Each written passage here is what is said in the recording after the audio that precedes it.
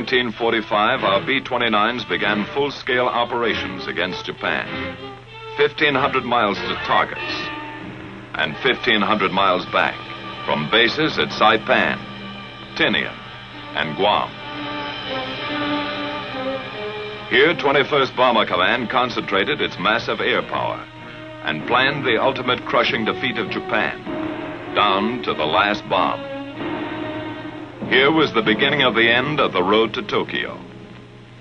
After 6 months of reoccupation, there were few signs of war along the quiet summer shores of Guam.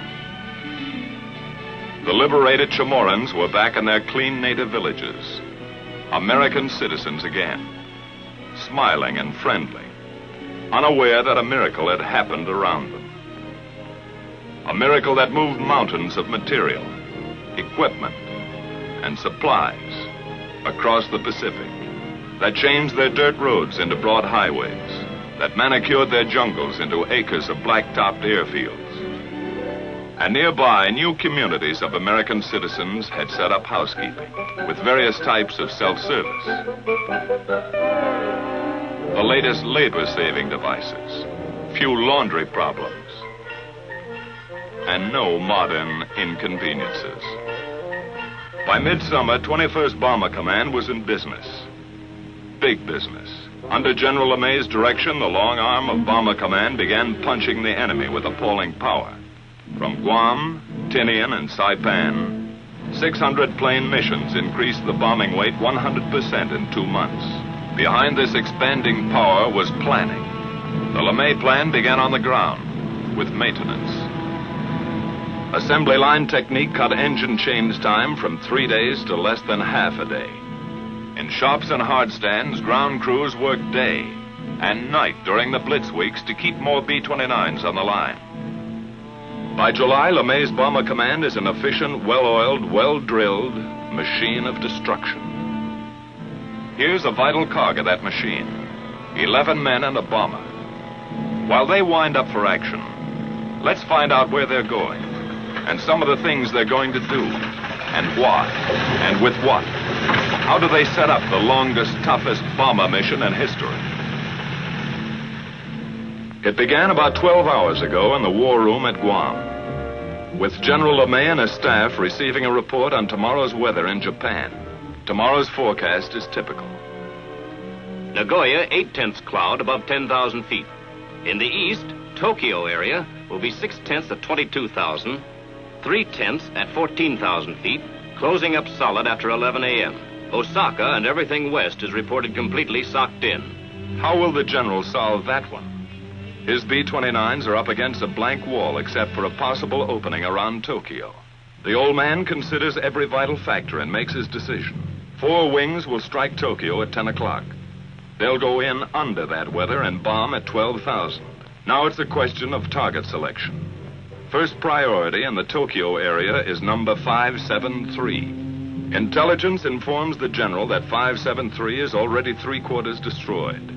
At the moment, number 574, still untouched, would seem more important. Operations checks the tactical plan for 574. General LeMay orders the required changes, okays the target, and commits all executive details to his staff.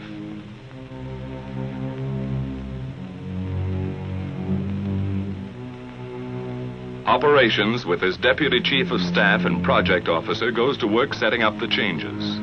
In that plans folder is a mountain of preparation by special sections of intelligence and operations. 1,000 hours of research. Collated facts and figures have been distilled into Tactical Plan 574. Aircraft will assemble as briefed with 3 groups of P-51s for escort. Smoke markers at 1-minute intervals will be dropped by lead planes to expedite departure from assembly point. 1 squadron each wing will carry M47 incendiary clusters.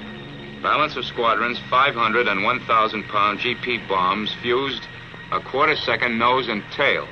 Altitude of attack, 12,000 feet. Planes of 314th Wing will carry capacity fuel loads of approximately 7,300 gallons per plane. Calibrated airspeed of 210 miles per hour will be flown by all aircraft on bombing run. Radar landfall 3450 north and 140 east will be the same for all planes to afford a good land-water contrast checkpoint.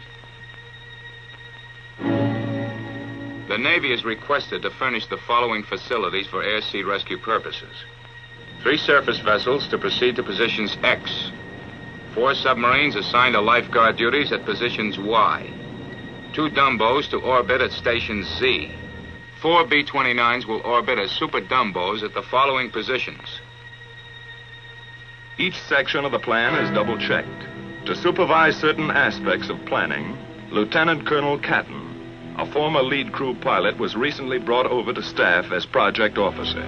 This officer's extensive combat experience now helps to iron out operational kinks. He will accompany this mission to observe new smoke signals at assembly point. A field order is now dispatched to the wings. Takeoff time is flashed to the controller, who coordinates the vast network of communications gathered here at the heart and nerve center of command. Here in the control room, status panels and a mission board are maintained to show at a glance the countless up-to-the-minute details of all daily operations. Prior to takeoff, each mission is set up on the board to afford a visual progress of the flight, from takeoff to target and return. Colored yarns, one for each wing, are laid out to indicate the flight lines, which pass close to Iwo Jima, the halfway point.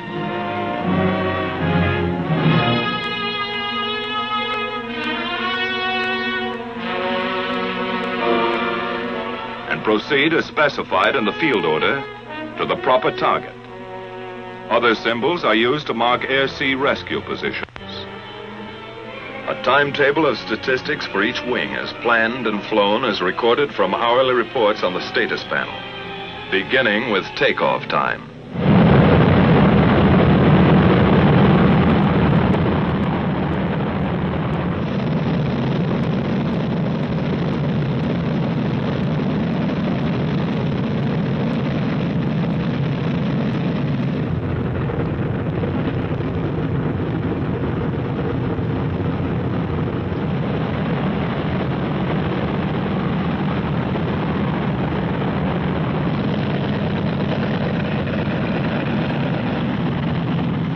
Veteran crews, it's just another day's work. One more 1,500-mile haul up and down the ruddy Pacific. 15 hours, 7,000 gallons, 4 engines, 11 guys. Knock wood. A water jump across 20 degrees of the globe. A continent of ocean. Destination, Tokyo. It's like taking off in Mexico for targets in Canada. The 314th is airborne. 145 planes, 1 minute apart, 67 tons each.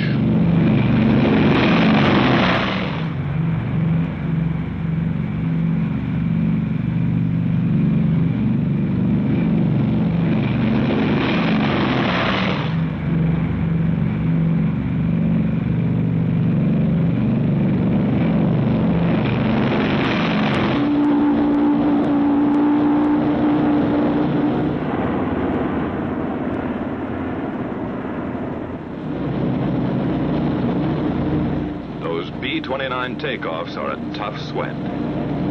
That first long moment is the worst. Some swear it takes luck, like a wife's stocking, to beat it. At Tinian, 100 miles north, 2 more B-29 wings prepare for takeoff. 134 aircraft from the 58th wing. 100 more from the 313th wing. At Saipan, a few minutes later, the veteran 73rd wing lines up for takeoff. 153 more bombers are added to the mission striking force.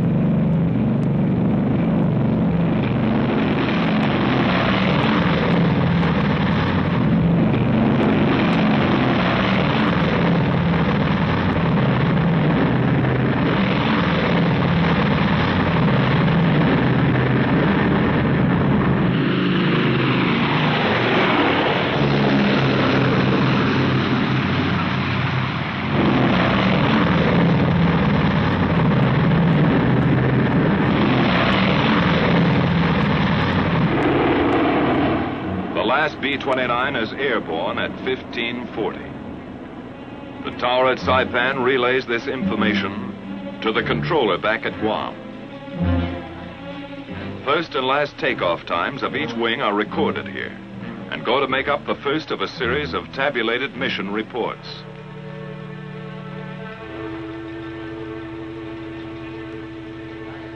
Copies of these reports are dispatched to headquarters, Washington, and posted on the control room report board. During that first hour, the B-29s have settled down for the big grind, saving precious gas, cruising 1,000 feet off the water. Ability, experience, confidence ride in each plane. A plan of action for 11 men trained and tested to function as one. The navigator sets the course, logging island checkpoints as they climb past the Northern Marianas. Pagan, Assumption, Morgue, the Pohores. After about 4 hours of flight, the bombers pass close to Iwo Jima, the hot rock, a black, gritty pork chop halfway to Honshu. 8 square miles bought and paid for by our Marines.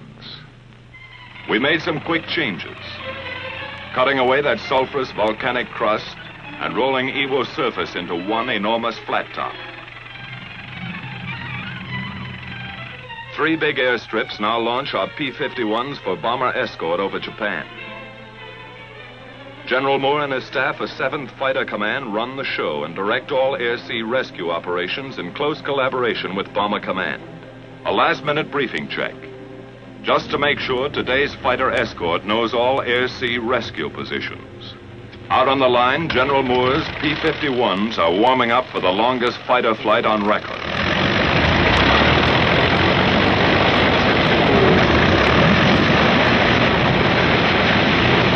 Seven hours on one engine, extra belly tanks, extra nerve and stamina in the cockpit.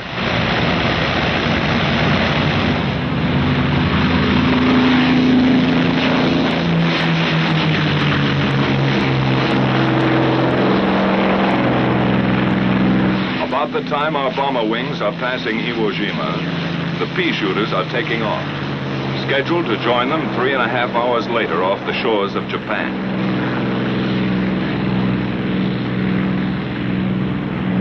After a rendezvous at Kita, the P-51s head for assembly point, led by B-29s designated as navigator ships. Farther west, our bomber wings grind ahead on the last lap to the Empire. Reports to the controller back at Guam give their flight position, which is kept up to the hour on the mission board. Still at low altitude, the B-29s are approaching the bad weather belt, where unreported storms and cold fronts appear suddenly across the bomber course. Pilot to crew, we're going to start our climb. Check oxygen equipment. Tell Buck he'd better get out to his doghouse. As they begin their slow climb to altitude, the crews prepare for the vital business ahead. And from now on till they come off target and head home, it's all business. The central fire control system is warmed up. Superhuman brain power at the flick of a switch. Each gunner flexes his sights and tries the coordinated fire controls with a few short bursts to clear the gun. After pushing up to altitude, the bombers arrive close to assembly point. Air in the pressurized cabin is comparable to 8,000 feet, but oxygen masks are adjusted and ready for instant use. From the southeast, our fighter escort appears with its navigator ships, which now turn off to wait for the fighters' return at Rally Point. The Mustangs climb in formation to take positions above the boxes of B-29s.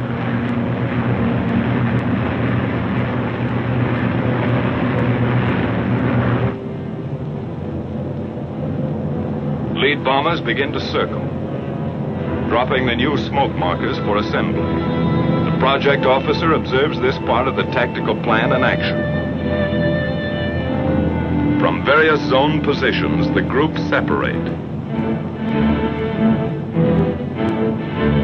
and form on their lead ships in 9 or 11 plane waves.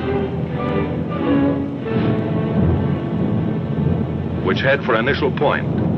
The big parade is on.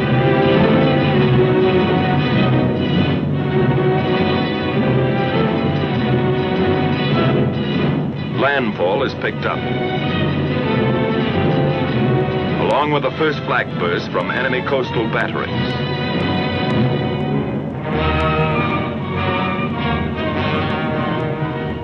Fujiyama, the familiar white beacon, marks the turn for initial point. Flak becomes heavier and more accurate.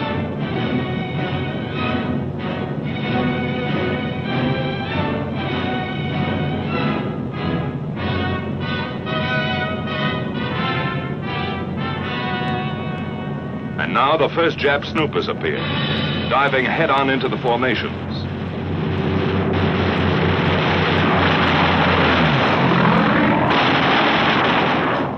Some are suicide fighters trying to ram our bombers.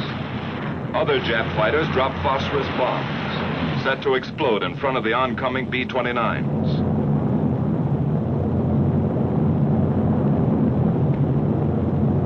Our P-51s go out after them and know they're tangling with experts. The P-51's job is to protect the B-29s. But some of those Jap fighters filter through and meet the blast of bomber guns.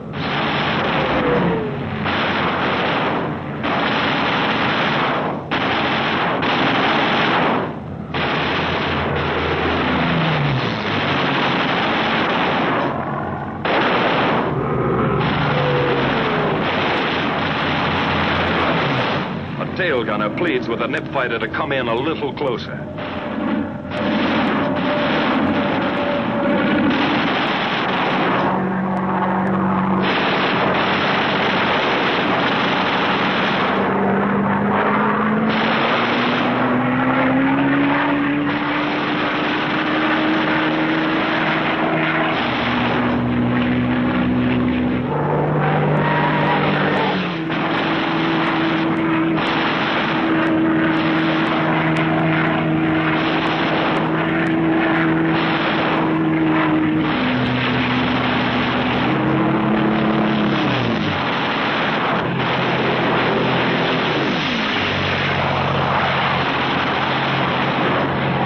From the turn at initial point, the tight bomber waves move steadily on and get ready for business.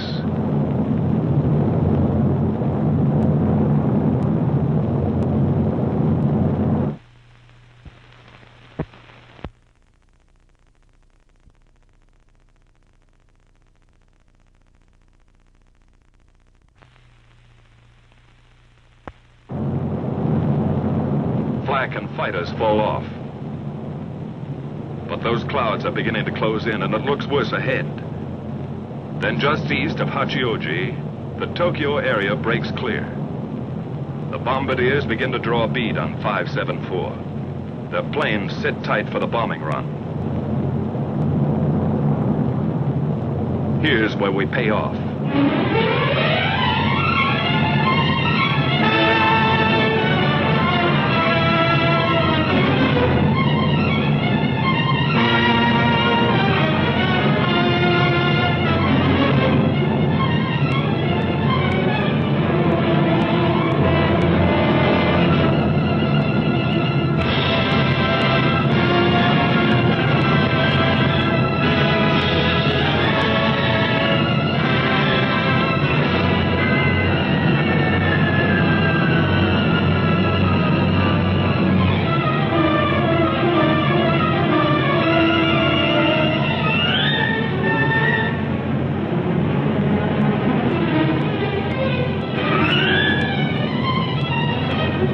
Jap aircraft plants and an airdrome 12,000 feet below are about to receive 4,000 tons of destruction. The first waves of B-29s have already found their objective.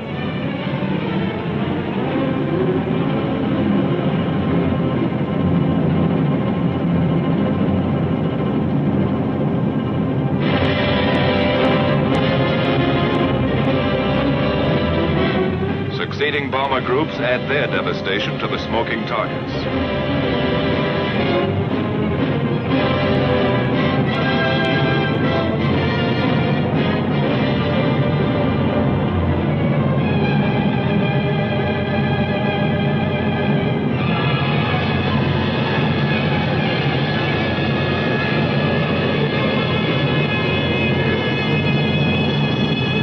Tactical Plan 574 is now an accomplished fact. The bombers turn and go downwind, across the burnt acres of Tokyo. Close-up cameras show the scars of those spectacular fire strikes last March.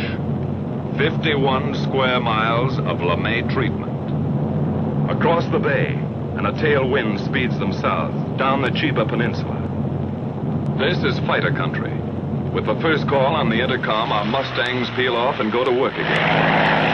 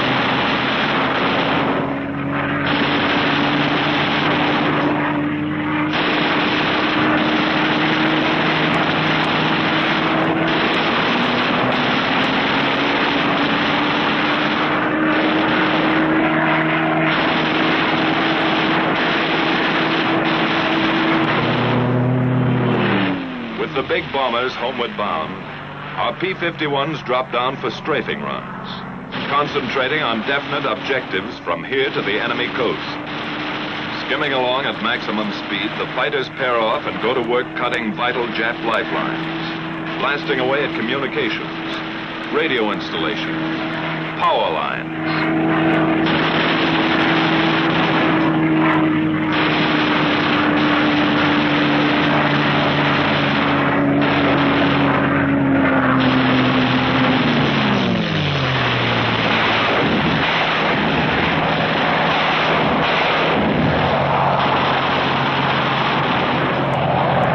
Swooping down on enemy transportation, railroads, marshalling yards, small suburban factories.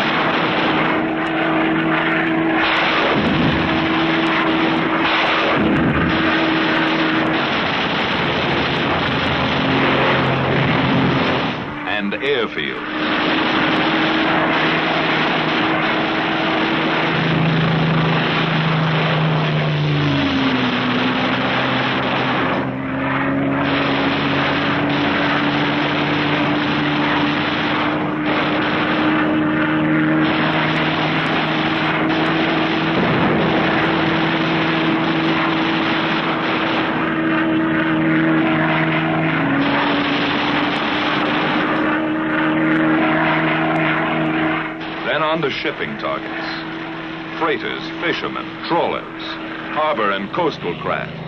Destroyer or lugger, it's the same enemy.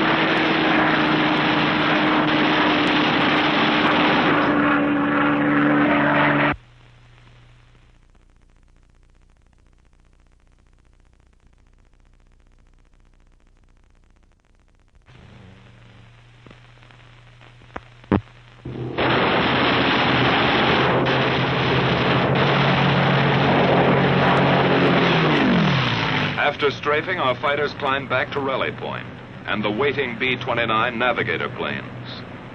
With the first sight of Iwo, fuel gauges are down close to empty, but fighter spirits begin to rise. They wind up and finish with a kick, coming past Suribachi at whiplash speed, and zoom into their victory rolls. Once over for each Jap kill.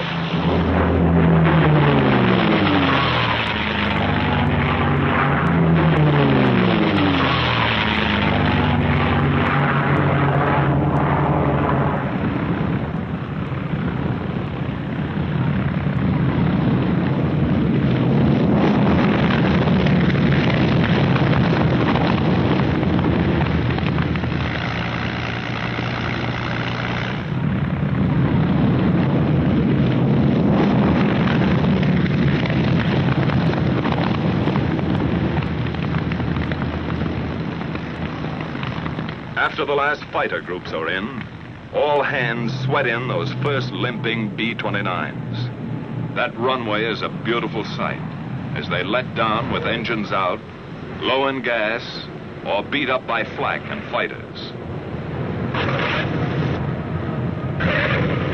In 3 months, nearly 2,000 crippled or gas-shy B-29s havened at Iwo. You can understand why those 4 fanboys blessed those Marines and even named their planes after them. The lucky ones are fueled and depart for home bases in an hour. But Iwo still has its hazards. Weather can turn this station into a hopeless daymare. Fog and quick overcast often blacks out the airstrip during these crucial periods. That means orders to bail out. Or with luck, a B-29 might drop in for a copybook ditching.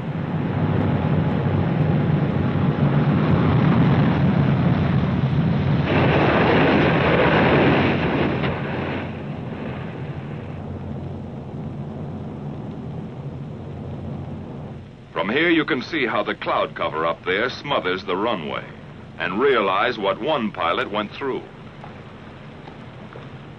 Sometimes a battle-scarred bomber staggers back to Iwo, only to flatten out at the last heartbreaking second.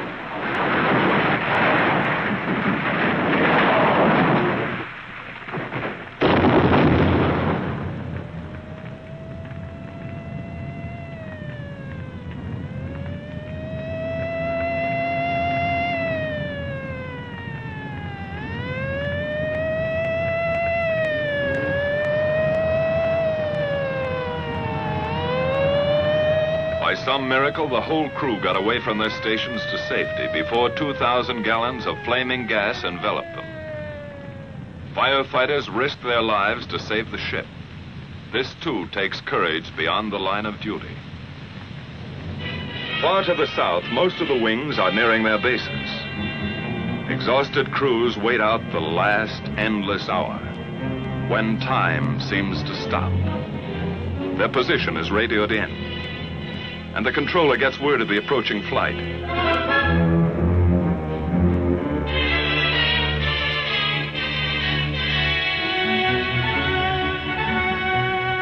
At last, the familiar Arianas appear on the horizon.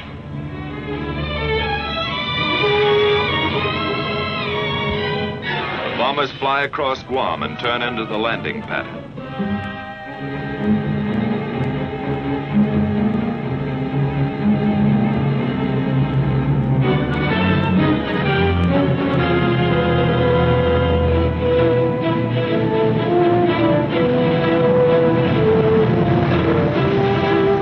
15 hours ago, they left the other end of that runway.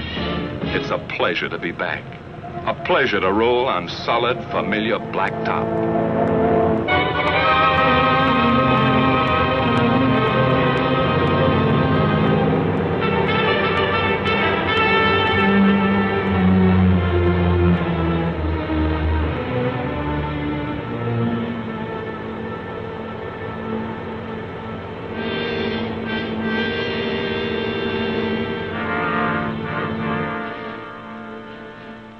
It's good to feel the sudden, humid heat, to be among the living, swapping details with the ground crew. Flak, fighters, the close call, the one that got away. But some of those B-29 crews won't be able to talk it over today. 11 men and a bomber that didn't quite make it.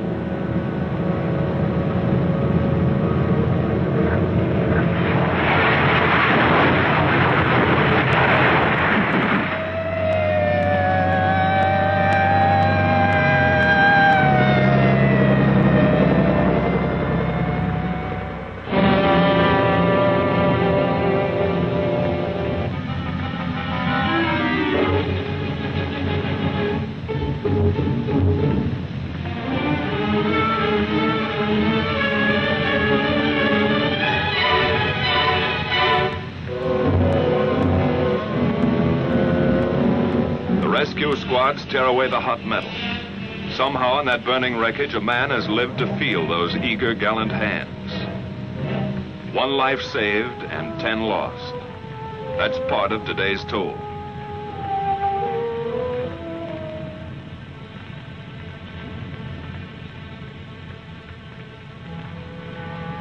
And there were many other days and nights that took their toll of young American lives in the service of our relentless, expanding air power.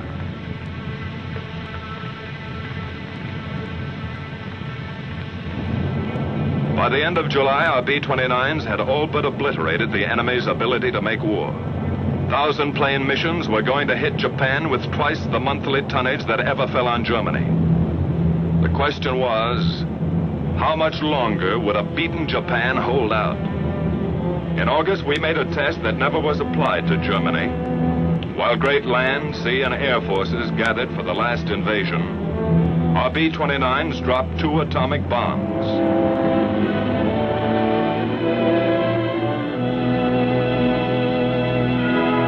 Which hastened the surrender of Japan and saved untold thousands of American lives.